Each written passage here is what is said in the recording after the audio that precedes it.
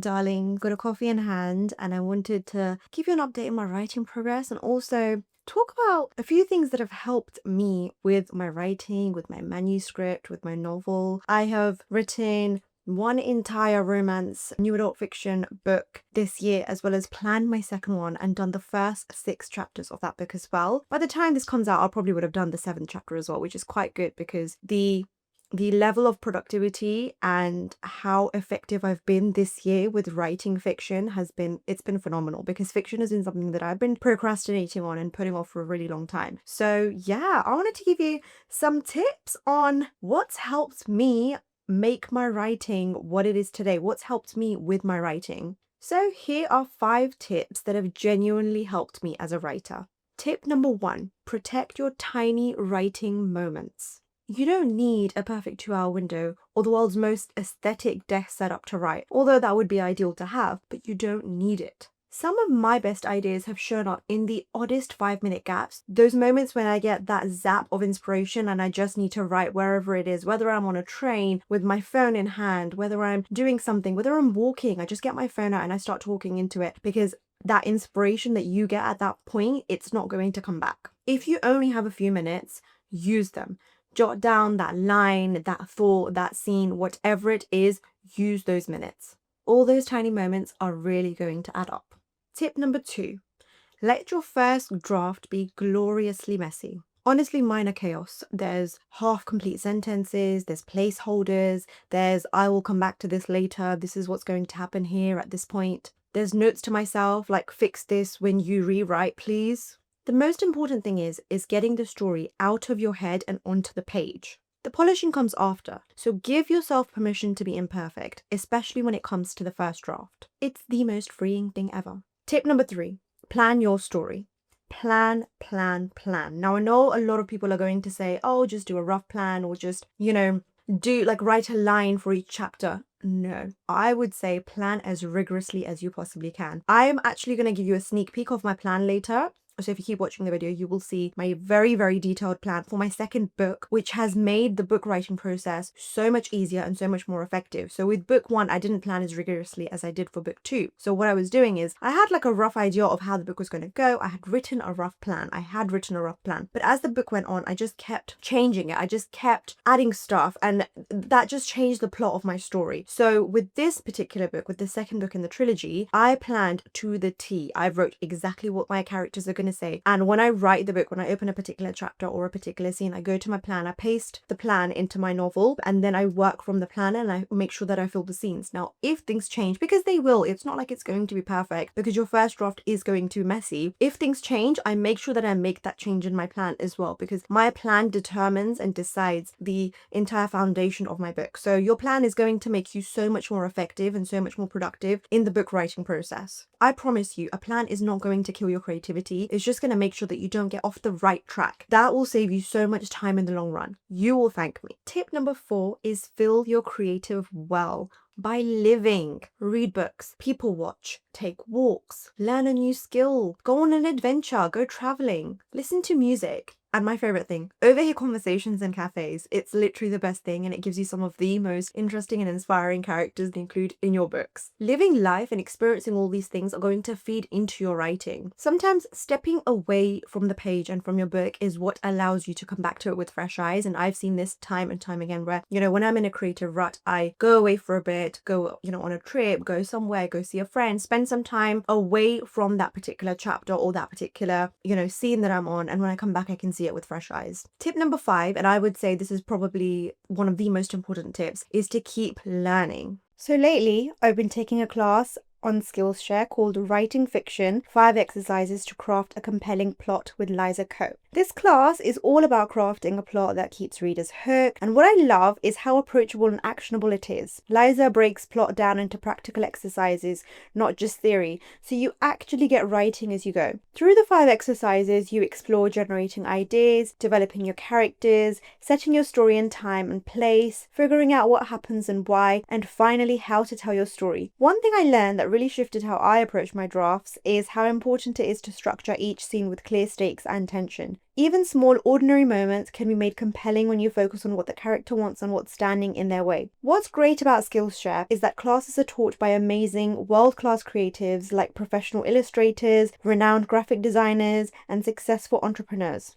The platform is designed to help you build creativity into your life by learning directly from real, super talented and successful creatives. That combination of guidance and community is something I think a lot of people will really appreciate. You also learn at your own pace, which is perfect if you're juggling writing with, life. If you want to try it out, the first 500 people to use my link in the description or scan the QR code will receive a 1-month free trial of Skillshare, plus 20% off your first year. And since we're in the holiday season, Skillshare also makes a great gift to give someone. You can gift a membership to friends and family, and especially that person in your life who says, I always wanted to learn that. So check it out browse around, maybe even take the class that I'm taking and start building that creative habit today.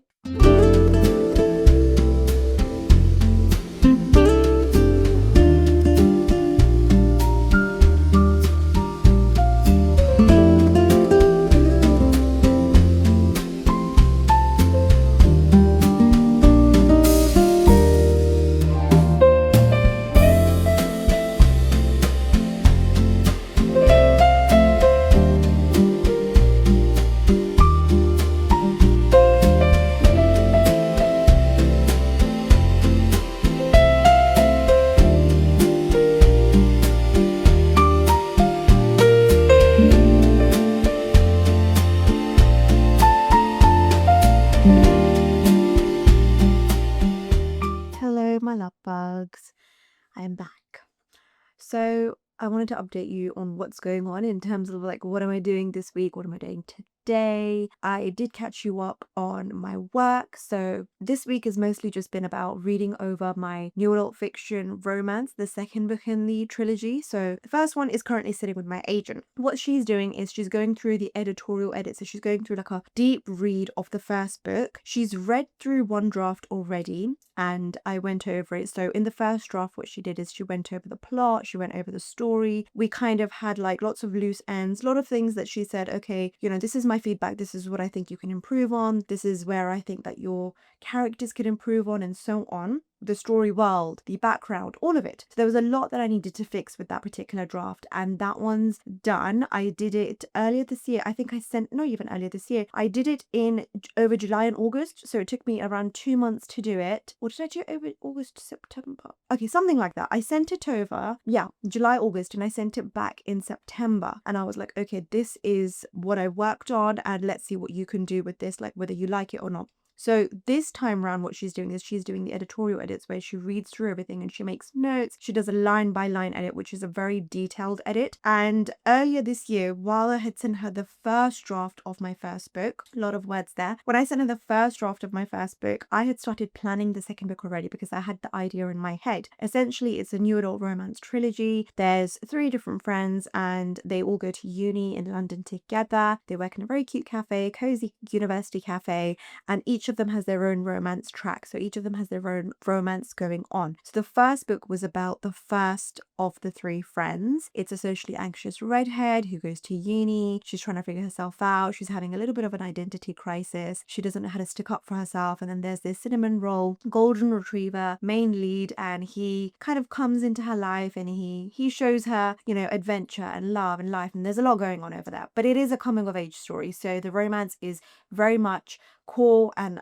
a part of the book, but the romance isn't the thing that it is there. Like, it's very much, the book is a romance essentially, but when I say that it's not like they have a life outside of the romance, there is stuff going on in each of their personal lives. So I had already thought of the second book while I was writing the first one. So when I sent the first draft to my agent, I decided I need to start planning the second one. And the second one is a second chances, childhood best friends to lovers, fake dating trope, enemies to lovers. There's like quite a lot of tropes in that one. I started planning it earlier in the year. So when my agent got back to me in around June time with the first book, and she said, okay, you need to, you know, make these particular changes to the story, to the setting, to London as a city, to the background, so on. I then had already finished the plan for the second book. I was nearly done. I think I had like 2 chapters left. So then I went back to the first book and I edited it for 2 months and I sent it back to my agent. So in September, when I sent that book to my agent, I was ready to start on the second book. So I finished the plan for the second book and I started working on it. And before I went to India, so I went to India for 2.5 weeks for 2 weddings. Before I went, I had already done the first 3 chapters. So I sent those first 3 chapters to my agent as well. So now that I've come back, she's still working through the first book. So she's still doing, because a line by line edit takes quite a while. Like, it's not something that you can do very quickly. It's very tedious. It's very, you know, time consuming. So she's still doing the line by line edits of that, which is why I've decided that I'm going to start, like, I'm going to continue the second book essentially, because I've got so many ideas and I want to start writing the third book as well. So with the second book, I'm working on it. I came back 2 weeks ago. Last week, I started working on it again, and I was on chapter 3 when I started working on it. So I decided to do like a quick read through of it. And I am so grateful for the planning I've done with this book, because I planned the life out of this book, and in the long run it has helped me, because when I came back I didn't even have a chance to forget what the book was about, because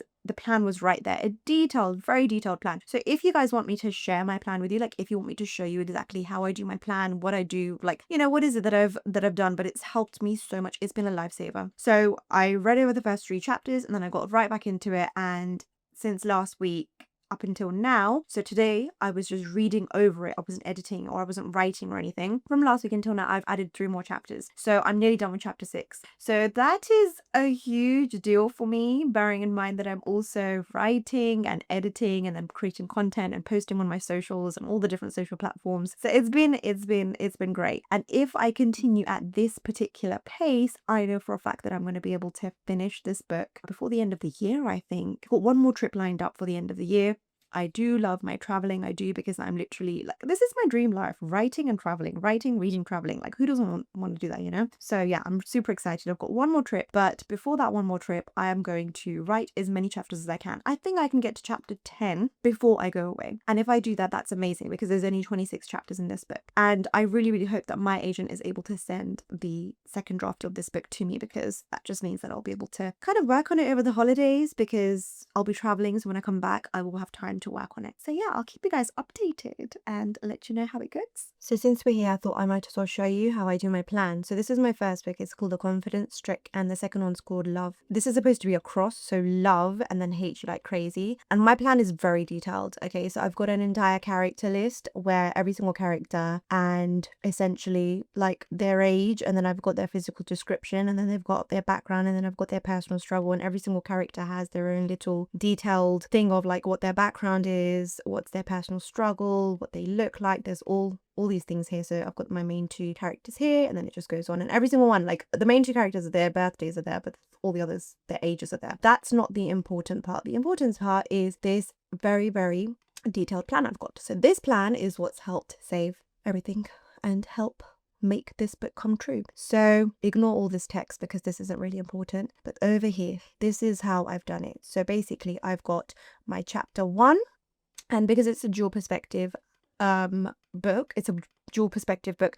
So this is my first character. Her name's Noor, and then I've got the scene underneath her. So Noor, scene 1, and then I've kind of, the stuff that I've already done, I've highlighted it in grey to make it seem like I've already done it. And then I've got the second character. So if in the same chapter I've got the same character, like a second character talking, then I've got the scene underneath him as well. And every single chapter has a breakdown of who it's from and exactly what happens. So exactly which character it is, or what scene it is, and then what's happening underneath. And I've done it for every single chapter, and I've written exactly what happens. So like all my chapters have been written to the T, like they've been detailed a lot. So that's how I've done it. So basically the point is that when you write it to such detail, like when you write it to the T, there's no way that you can forget what happens to your characters. And I feel like when you're planning it, it's just so much easier when you write down every single thing that happens, because when you end up writing the actual book, all you really need to do is go and read over your plan to remember what happened. Because often what I used to do is I used to read over like the last, like when I would sit down to write, I'd be like, okay, so what happens next? When I wasn't planning like as detailed as I am now, I'd be like, oh, so what happens next? What's happening in my story? And then I'd go and I'd read over like the last like 3-4 chapters, and I feel like that's so time consuming. You can't do that every single time. So with a detailed plan, what you're really doing is you're helping your future self. So every time you sit down to write the book, all you need to do is follow the plan. And often the plan will change. It's not like the plan's going to stay the exact same. There will be things that change. But compared to how much things will change if you don't plan to the T compared to when you do plan to the T, it's crazy, because all I'll end up changing is like a line that someone says. And yes, I've planned it to such an extent that the exact conversations have also been planned, like they have been decided. And this has made the writing process so good for me. Like seriously, so good.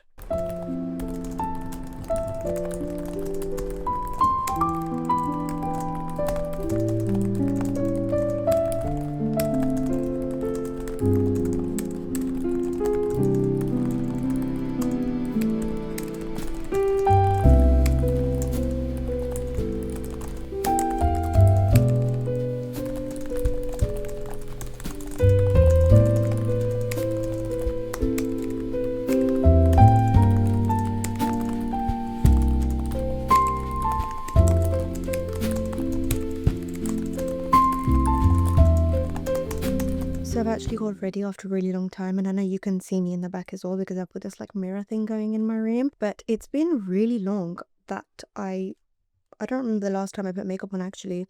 Maybe when I was in India. I do have a pile of clothes over here as well, which I'm hoping that you ignore and are not in the frame. I'm trying really hard not to get them in there. It is a Friday, so I'm hoping to clean them tomorrow. It just happens, like as the week goes on, the clothes just pile, and then eventually I clean them on a Saturday. And my husband says it's the magical fairy who does them. So that's husbands for you. But he's great in other ways, so it's great. Anyway, I'm going to see my childhood friend for dinner. I know, I clean up nice sometimes. I could do more glam than this, but I choose not to. Also, I need to do something about these nails, but again, I choose not to. Living up to the writer aesthetic, but I do think that's a stereotype as well because writers these days are very, very fashionable, and they were back in the days as well. So what's the point of this? The point of this is to just show you my face with makeup, to kind of show you that, yeah, I do put makeup on. Like I do wear makeup. So yeah. See you guys.